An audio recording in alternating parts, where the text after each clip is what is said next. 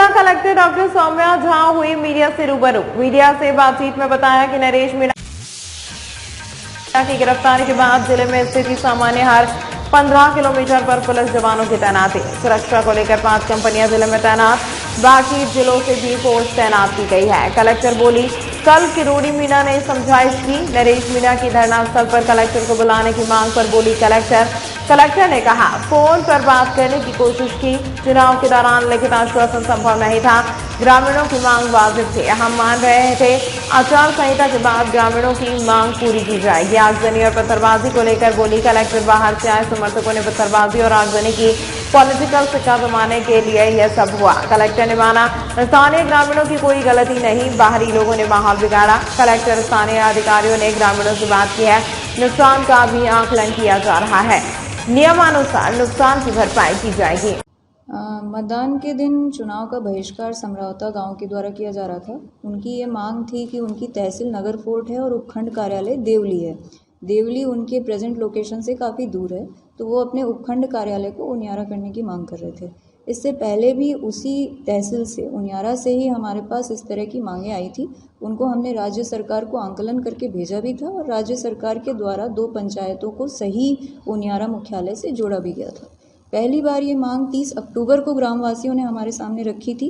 Unfortunately उस समय आचार संहिता प्रभावी थी, तो एसडीएम ने उनको यही आश्वासन दिया था कि आचार संहिता के बीच में तो हम आपकी मांग आगे नहीं भेज सकते, आचार संहिता के बाद हम आपकी मांग को आगे उठाएंगे और जो भी प्रक्रिया होगी उसको पूरा करके आपकी मदद करेंगे।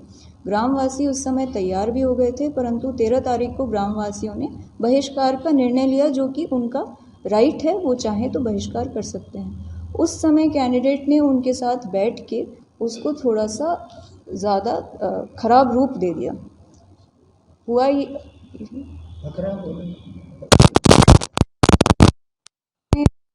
मांग करी थी कि कोई भी मतदाता मत का प्रयोग नहीं कर सकता है। मैंने उनसे बात करने की कोशिश की, 6 बार मैंने उनको मिस्ड कॉल किए, लेकिन उन्होंने फ़ोन नहीं उठाया। फिर मैंने अपने एरिया मजिस्ट्रेट, जो कि एसडीएम मालपुरा थे, उनको मौके पे भेजा।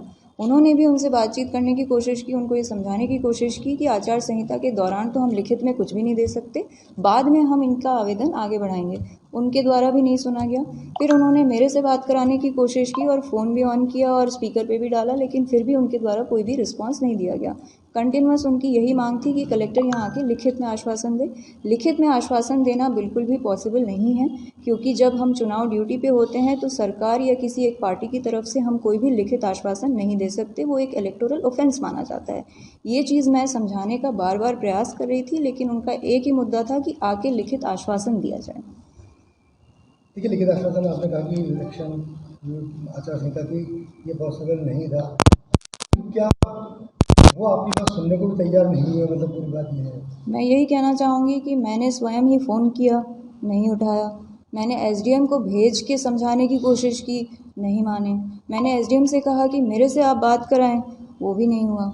फिर मैंने एसडीएम के साथ, जब ये घटना हो गई, तो एसडीएम को बुला के मैंने अपने एडीएम को भेजा।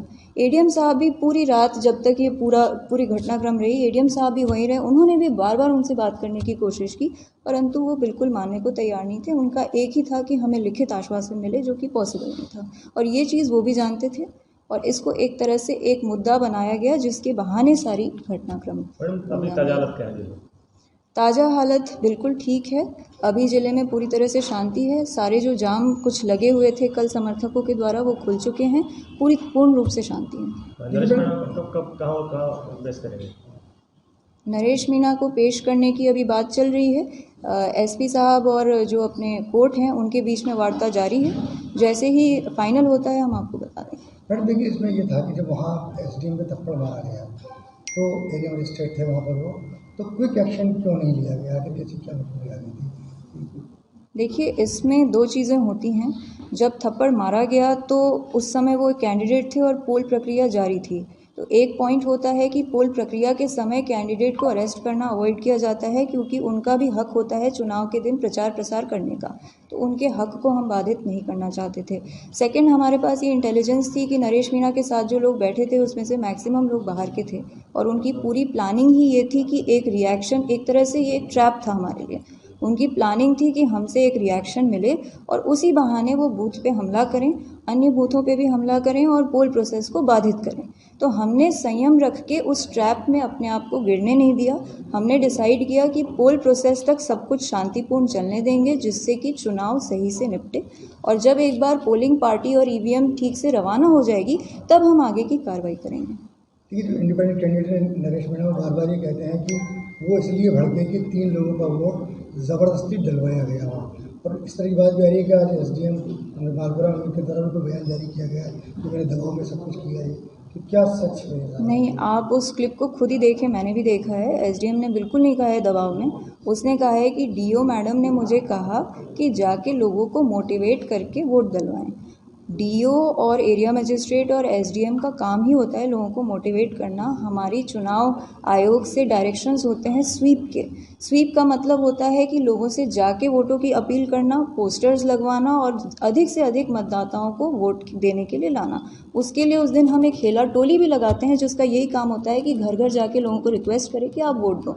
उसी के अंतर्गत एसडीएम वहाँ पे गए और जब उन्होंने देखा कि ग्रामवासी मतदान का बहिष्कार कर रहे हैं तो वहाँ जो सरकारी कर्मचारी मौजूद थे उनसे उन्होंने रिक्वेस्ट की कि आप में से कुछ लोग वोट दे दें। उसमें से कुछ लोगों ने जाके अपना वोट दे दिया और कुछ लोगों ने नहीं दिया। तो दबाव की कोई स्थिति नहीं। डॉक्टर किरोड़ी प्रशासनिक अधिकारी के साथ पहुंचे थे, क्या वार्ता हुई?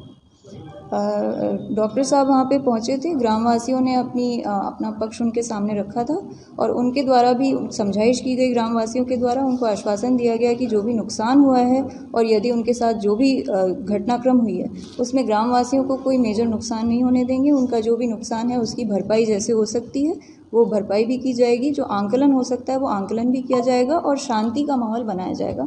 इस तरह का आश्वासन दिया गया। देखिए, पुलिस कानून अपना काम कर रहा है, जिस तरीके की आगे कार्रवाई होनी है। इलेक्शन कमीशन से किस तरह की आगे कार्रवाई की? कुछ इलेक्शन कमीशन के द्वारा इस बात की सराहना की गई है कि इतना वायलेंस होने के बावजूद पोल प्रोसेस को बिल्कुल शांतिपूर्ण तरीके से निपटाया गया। पोल प्रोसेस में कोई भी कमी नहीं आई, कोई अड़चन नहीं आई। हमारी मशीनें भी जमा हो गई और स्क्रूटनी की प्रक्रिया भी कंप्लीट हो चुकी है और 23 तारीख को हम आराम से काउंटिंग कर सकते हैं बिना किसी व्यवधान के। चुनाव आयोग ने भी और सीओ साहब ने भी इस बात को सराहा है। किसी आचार संहिता के उल्लंघन करके कैंडिडेट के विरुद्ध किस तरह की कार्रवाई को प्रस्तावित किया गया है? अभी कुछ एफआईआर कैंडिडेट के अगेंस्ट की गई हैं और बाकी हम पूरा स्थिति का आंकलन करके और वीडियोस देख के जो भी एडिशनल चार्जेस हैं वो बिल्कुल फ्रेम करेंगे।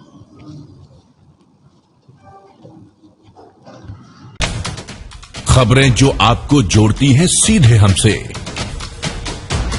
जिनका आपकी जिंदगी पर होता है सीधा असर, खबरों की वही तस्वीर, बिना बदले बिना डरे।